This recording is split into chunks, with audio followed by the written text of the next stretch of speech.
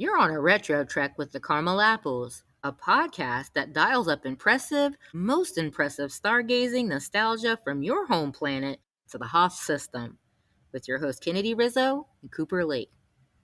We will use all our resources to unravel this mystery. We will discover the identity of your attacker.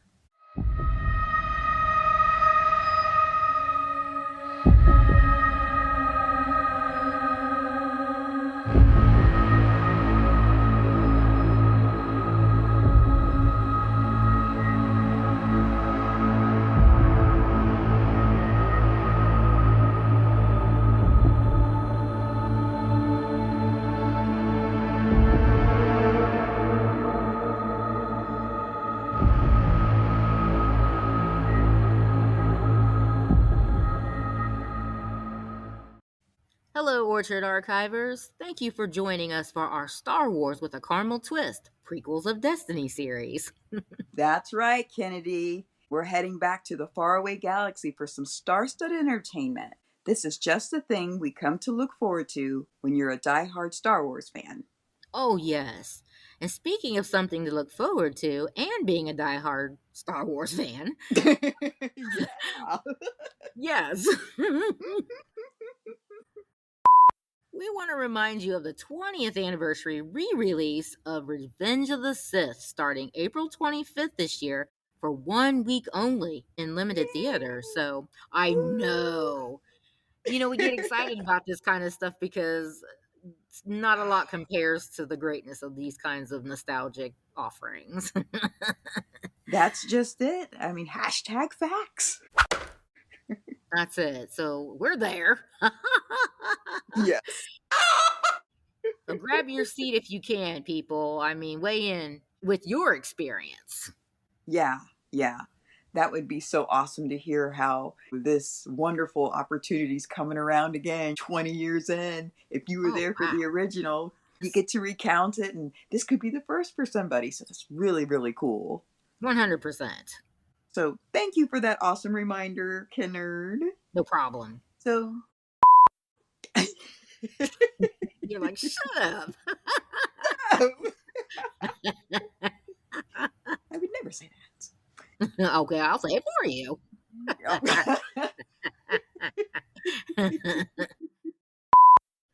So we do have a lot to unpack for you listeners, but as per usual, be sure to hit that subscribe button so you don't miss another caramelicious second of our podcast. Also be sure to visit us on the Gram, X, and TikTok, and feel free to peruse our official website, RetroTrekwithTheCaramelApples.com, for all the latest and greatest updates going down in the Retro Orchard.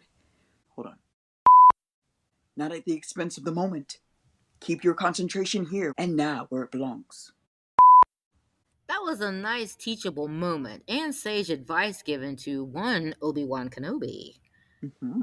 And not by just anyone. Exactly. One person he really came to truly respect and look up to, that being Qui Gon Jinn. I always liked his character. I like that name. It's cool, isn't it? Yes, it kind of reminds me of, like, it has an Asian twist to it. It just rolls off the tongue. Yes, and I don't think that's by accident. Truly, I really don't. I think George has a thing for Asian culture, and I think that's really cool that he ties it into his stories. Very interesting. I like it too. Well, he definitely brought a lot to the story. Not George. Well, yes, George. But Qui-Gon Jinn.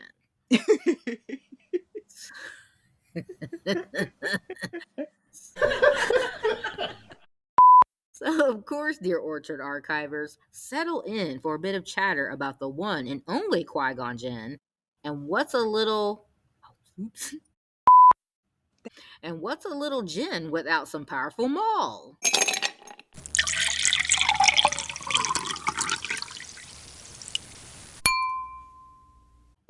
Yes. That Maul sounds dangerous, doesn't it? Very. So we're going to take a look at these two lightsabing...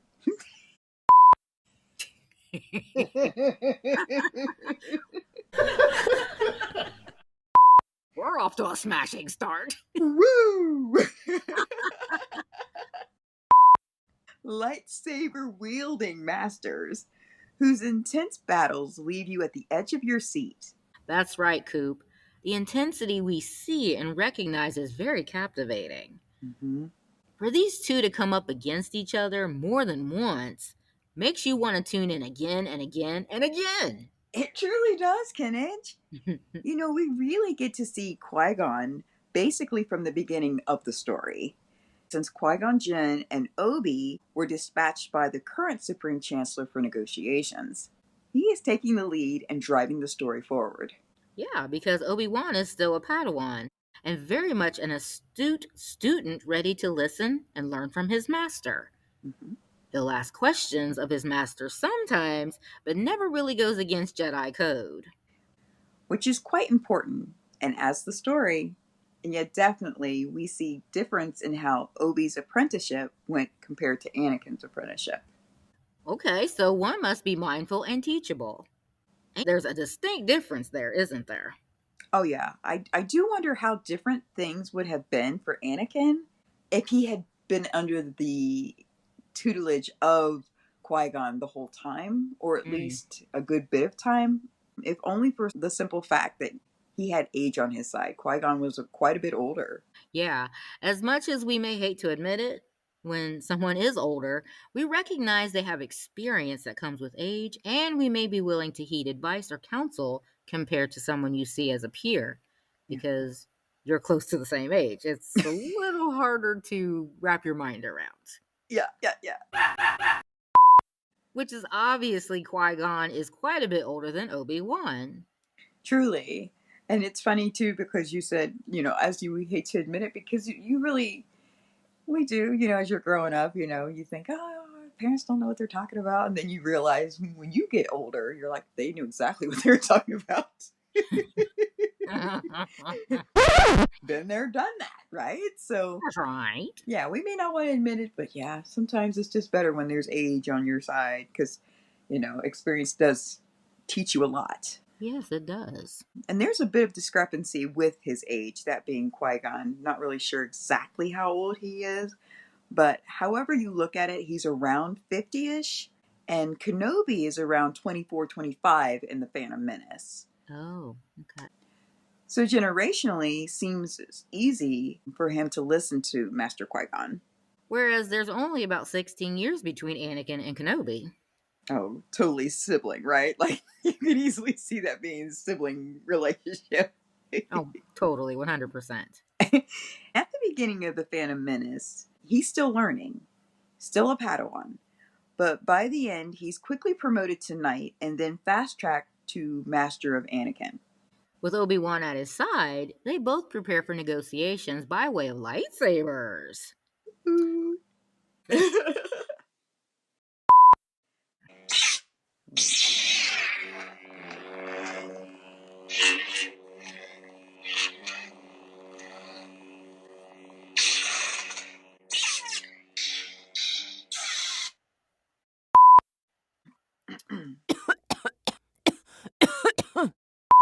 He's always ready for a battle as a Jedi. But truly, this is not the way they want to achieve their goals. One thing leads to another, and they cut down droid after droid to finally reach the Viceroy, who at this point has shown his hand. Peaceful negotiations seem a distant memory, and with the scene, we get to see just what a lightsaber can do. Oh yes, the melting metal capability. It's sweet! As caramel apples. There we go. We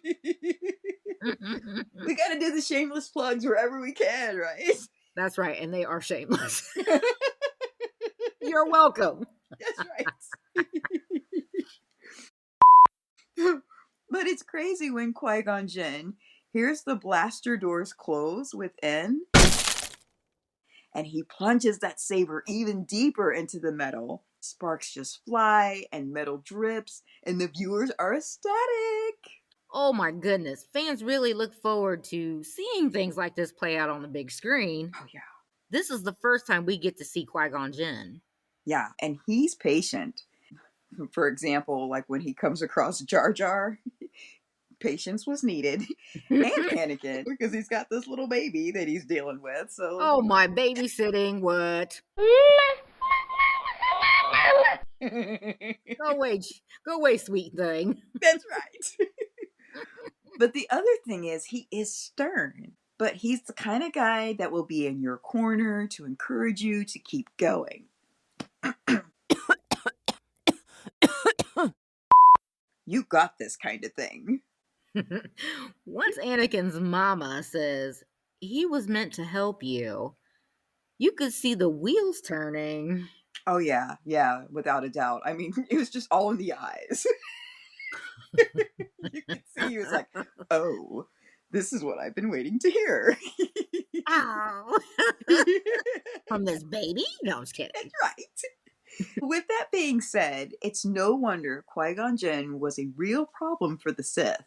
Uh-oh. You know, they were lurking in the shadows till just the right moment. But he would have upended their plans far sooner than any of the others, leading to the disaster for the Sith. So, yeah, they definitely did not want him around. Mm. And Qui-Gon hails from the planet Coruscant, which we know to be an entire city planet. Okay. Now that we've had the introduction to Qui Gon Jinn, I truthfully couldn't see anyone else playing the role other than Liam Neeson. I agree wholeheartedly, Kenneth. I really do. He has a particular set of skills that no one else could have brought to this character. That's it. Just real quick, like that was one of the beautiful things about this movie and the series franchise, whatever, coming together. Yes. They took their time in casting. Mm-hmm. Mm-hmm. People could act. They actually in this movie could act, and even some of the unknowns. Like they chose, especially in the earlier ones.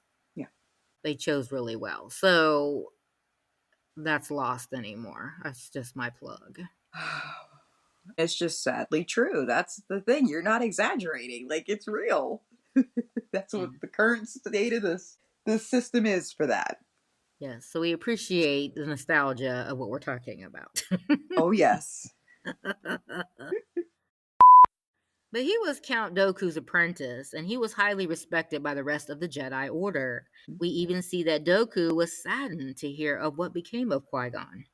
Yeah, he was also offered the honorary opportunity to be part of the council, which he turned down. Which things like this made him seem rebellious to the others. Uh-oh. Just a little bit. But he really only wanted what was best for all. Qui-Gon did not agree with their approach to things adhering strictly to the code. He was definitely more, let's feel things out, let's kind of turn inward, see where things kind of lead you, versus just going by what you know is written. So Right. I mean, he apparently went against the grain on other occasions as well. Yes. A fun fact, some Jedi refer to Qui-Gon as a gray Jedi because of how regularly he set himself at odds with the High Council. Uh-oh, rebellious ring a bell? Oh, yes. And Palpatine is actually younger than Qui-Gon. No kidding. Yeah, isn't that kind of interesting? That is really interesting because he actually looked at things more like his own master, but his apprentice Obi-Wan ended up abiding closer to the Jedi code. Yeah. Don't even get me started on Obi-Wan's apprenticeship, okay? Oh, yes, that. Clearly, Qui-Gon wanted to train Annie, but he was denied permission. We know what he decided to do anyhow, though. That's right, yeah. But two other actors that we know well almost donned the Jedi robe. Oh. That being Kyle MacLachlan. No, I think it's McLaughlin. You're right. No, please, no. MacLachlan from Dune fame. Also, we've had this name show up in the roster before in one of our other Star Wars specials, that being Kurt Russell. Oh, okay. So that Kyle MacLachlan, he, like you said, of Dune fame, that was from the 81, right? Yes, absolutely. I think I saw bits and pieces of that. It's okay. I know who you're talking about. Yeah, he was the main guy in that. Okay, and I believe Kurt was a potential for Han Solo in the originals as well, right? That's right. Yes. So a similar thing happened like with Christopher Lee. He was up for the role as Tarkin in the original, but he turned it down. Then fast forward to the early 2000s, Christopher Lee actually accepted the role for Count Dooku. Okay, so before Star Wars became this huge cult classic, people kind of shied away from starring in it. That's interesting. It isn't it? Mm-hmm. Some actually worried about having it on their resume, that it could potentially sully it. That's funny because well, I bet they had to change it tune these days. Right. It's the biggest thing going, one of them. Right. Sully? No. Yeah, they're probably like, man, if only we could have done it sooner now once they do. Where's that rewind button? Yeah, when you find that, help us all because we all like to do some repeat things, right? Let's fix some stuff. Yeah, we want to eat 80s Taco Bell. Oh, wow. Yeah, that just sounds delicious.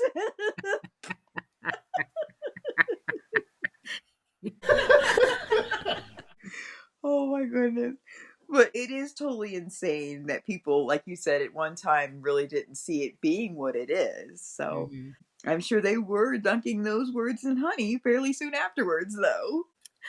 That's not what happened with Liam Neeson now, is it, though? Nope. In fact, here's a fun fact. Neeson reportedly signed on to the Phantom Menace without reading the script, which says a lot. It does. It's also said that he feels too old to reprise his role as Qui Gon Jinn, but may consider it if it were to be a movie versus a TV series, like some of them have come into. So it's cool. This seems like he's not opposed completely.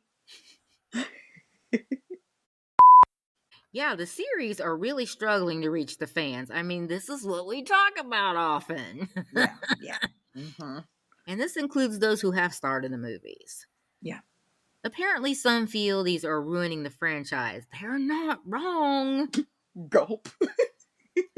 Yeah, is that a little Qui-Gon Jinn coming out and going against the grain? Yeah, maybe. But it's nice to know he has fond memories of playing the role because we loved him in it. Oh, 100%. And Anakin will become a Jedi. That's I promise you.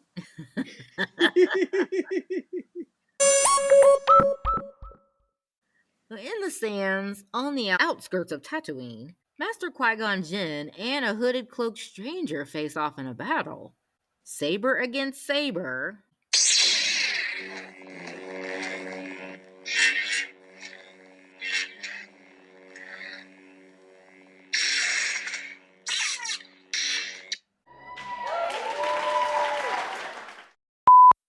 Who is this that moves stealthily and wields a saber like a Jedi?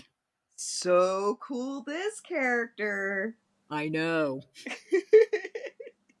Not sure if George and the other producers or writers, anyone who has a say, knew how much of a fan favorite Darth Maul would turn out to be. Yes, I remember the trailers back then, and already the brain starts swirling. Who is this guy? Right. So Darth Maul from the beginning brought a serious air of mystery. Mm-hmm. Now, maybe the archivers can clue us in, but was he already talked about in the books? Or were all of us Star Wars fans in the same boat with this one? Truthfully, we didn't know what to expect in the up-and-coming prequels. We knew the original story, and that was it. Yeah. The bad guys were Vader and the Emperor. Mm-hmm. Didn't even remember the name Darth Sidious ever being mentioned in the original 3. He was only the Emperor. Right? And the Sith wasn't even mentioned. So, you got, obviously, Sith, you've got Sidious. Those are just common words now. Common names. Like, go anywhere and see if you could find someone who doesn't know those names that is in the Star Wars universe. Mm-hmm. Right. And you go all the way back to the originals, and that just, Star Wars was just Star Wars. And there were certain components that were there, but it took the prequels coming out that added so much more, the many, many layers that are there. And that's really cool. It is. That does keep things fresh and interesting. It does. As long as it fits, right? I mean, don't go too outlandish. I mean, everything George did fit. Exactly. So out of that, everything that we just mentioned, yes, the Phantom Menace had to come along and introduce those components. Love it. That was very interesting. So for 20 plus years, the fans were in the dark on some things. Basically, right? They're like, boo! No, I'm just kidding. And it's really amazing how now with the terminology we just added in, with any sentence, most people will know exactly what you're talking about. That is really, really cool. Not only was Sith, Darth Sidious, and Qui Gon Jinn brought to our attention, Darth Maul was as well. And a whole host of Sith characters were introduced, but not in the movies.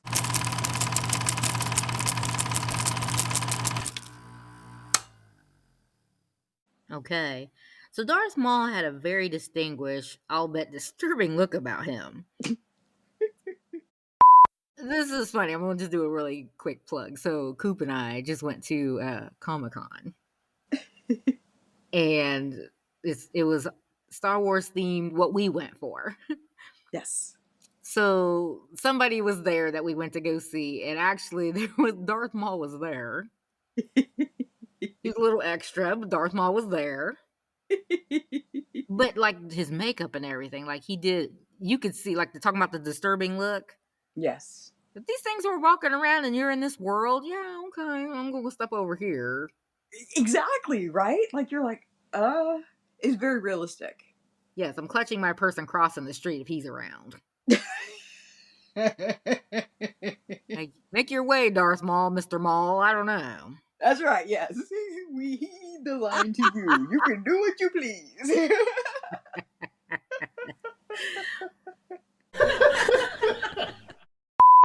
But he's a Sabrak native to planet Iridonia or Dathomir. There are males and females of the nearly human race. And he, like the others, has horns that issue out of his head, and they all have 2 hearts. That's right. At first glance, his red and black skin is truly striking, and it gives him a very intimidating, fierce look. We just saw this!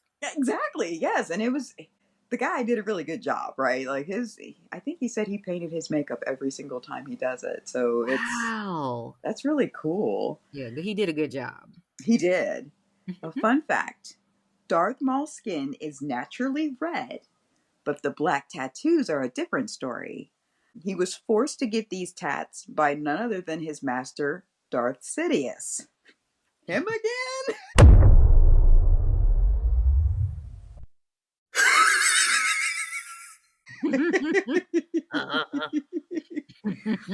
But this shows that he belongs to the Sith affiliation. Wow.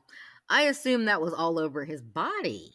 That's a lot of tattoos. Yeah, it really is. Things like that make you wonder, why did anyone want to join Darth Sidious' team? Good question. Jeez, that's a lot of pain. It's bad news anyway, you slice it. Oh, yeah.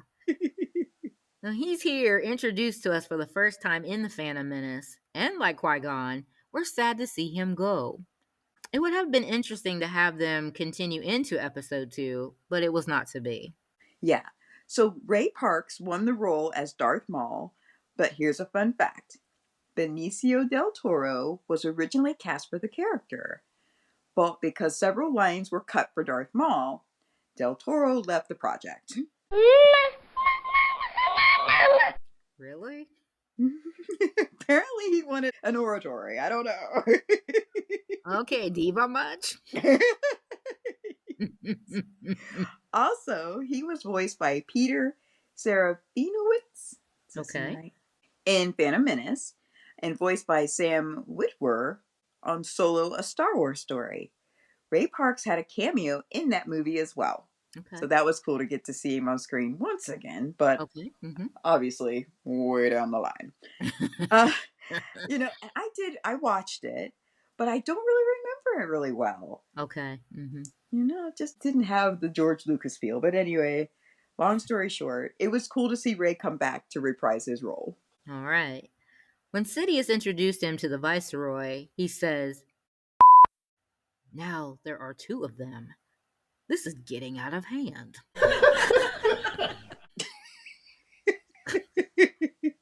Then a little later on, a Sith here. Clearly he wasn't too happy about this turn of events. Oh no. The Viceroy should have realized hitching his wagon to a Sith plan was not the best idea for him. Live and learn. Yeah, live as long as you can, right? Basically. You can pretty much, oh my God, you can pretty much count on being cut down soon enough. Sidious just keeps showing up and he's doing stuff to people, man. He does. Rebellious? Exactly. Next level. So, as we mentioned, Maul was depicted dispatched to Tatooine to either capture the Queen to get her to sign that treaty and eventually permanently take her out. But he came up short on all of that. Yeah, he got something he didn't bargain for. And that was a duel with Master Qui Gon Jinn. He knew nothing of Anakin, despite what one might think. That's right. With his loss, the Sith plan is stalled once again. Oh my. But Sidious is willing to wait. He's got like the serious patient factor. I don't know. He might want to bottle that and share it with everyone. I know, yes. Yes, patience is in small supply these days. Oh my goodness. Sidious was all of 17 when he started down his path of training. Worked his way up the food chain all the way to ambassador, senator, supreme chancellor, finally emperor. Yep, there it is. Oh my gosh. Patience. And hashtag goals. Yeah. All the while learning how to wield his unspeakable power. How old was Darth Maul when he was defeated? I think somewhere close to 50s. Interesting. But apparently that's a loaded question. We may think he's defeated, but wait, there's more. Ooh. Yeah, he indeed does not die by Kenobi's hand, and one of his brothers brings him back to their home planet. From there, he's bent on revenge. As most bad guys are. Yes, the world is full of these. Right. So we mentioned the duel on Tatooine that left Darth Maul empty-handed, but on Naboo, things go quite differently. The sequence is nothing short of a pull in and stay till the last credit scroll. Oh, yeah. They always seem to duel in very precarious spots in these Star Wars battles, don't they? They do. This time, it's up on a beam in the middle of a power generator. Yikes! This battle was so epic, it had a song composed specifically for it called Duels of the Fates. That's cool. Awesome. I know. With the Sith being extinct for millennia, this battle was unheard of. Yeah, it's nice in the day and age of the Matrix suspended in air flight sequences. It's so old. George Lucas's Star Wars never dipped into that pool. For obvious reasons, episode 4 through 6, Matrix, had not been made yet. But in 1 through 3, it was in the height of the CGI fighting sequence. Commercials used it, animated movies, you name it, they used it. But not Star Wars. Not our precious Star Wars. Thank goodness. Yes. Yes. It really did become a thing all on its own and could have easily been placed within any of the scenes within Star Wars. That's right. Now back to our battle on Naboo. The two Jedi take on one Sith Lord and it's back and forth. Green and blue sabers clashing with a double red saber.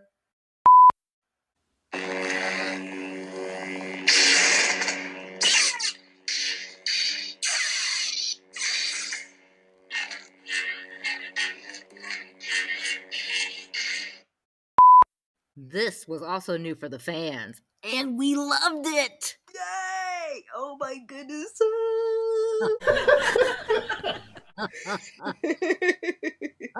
Can you tell? Yes! I mean, you put yourself back in the theater watching it for the first time back in 1999. Yeah, that's Like, awesome. yes, like this was monumental for us. It is so cool. And the further they go into that generator, the more complex the duel becomes. That's right. The really cool ray shields would come on and block them from each other, and then they would turn off, and the fight would resume. Yep. These were on timers, so by the time Obi-Wan finally catches up to battle alongside his master, he's blocked with the final shield. And all he could do is watch in sheer horror. That's right. Our heroic renegade master Jedi Qui Gon Jinn is brought to his end by Darth Maul. No, no, no, no, no, no, no, no! No, please! No! We mentioned that Maul was defeated. This was by new Jedi Knight Kenobi. If you want more on Obi-Wan, you can find his episode in the first Star Wars series we did. But for easier to find, we'll probably link it in the show notes. What do you think, Kenneth? Sounds like a plan. Cool. So cool that we were able to go back for a little closer look at characters who were introduced into the saga and had a heavy fingerprint in the storytelling. And as mentioned, no Matrix suspended in air fighting scenes. You know, because like you said, even animated movies used them. You name it, they used it. Yeah. But thank goodness George Lucas did not do that with Star Wars. The choreography for all of the battle sequences were well thought out by Nick Gillard and executed with the actors and doubles to make the seamless fighting scenes just look so like dances, right? Like it was just so, I want to say seamless, but I think there's a better word for it. Synchronized? There it is. Synchronized. Perfect. I had coffee today. I did not.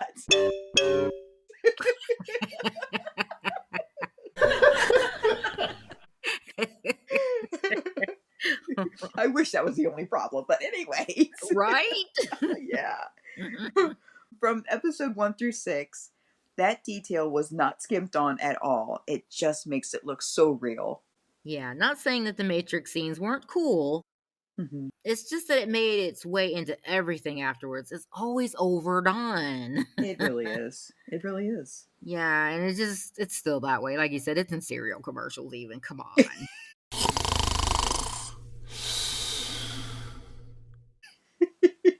My goodness, overkill. Yes. So we thoroughly enjoyed delving into Master Qui-Gon Jinn and Sith Lord Darth Maul. We embraced them throughout the Phantom Menace, and we're sad to see them go. Two very intriguing characters that carry the Star Wars fans further on this epic quest. We're wrapping this discussion up, but before we go, we want to know all about the Star Wars celebration. So weigh in with the Deets Orchard Archivers. That's right. Like when and where is the next celebration? We know you know now, so tell us. That's right. and the duels for the ages. One master lost, one apprentice overthrown, and the rule of two remains. But who will the new apprentice be? Oh dear.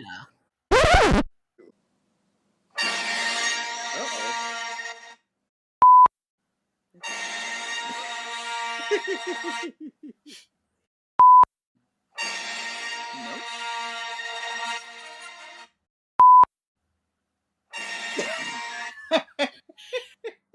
Promise I'm not doing that on purpose. Oh my god! I love it. Stop! It went nuts.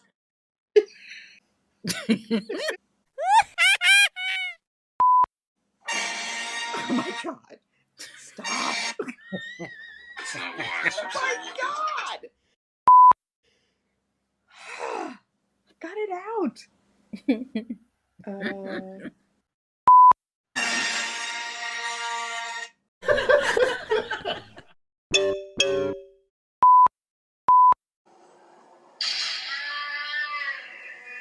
Actually, R2 has been known to make mistakes.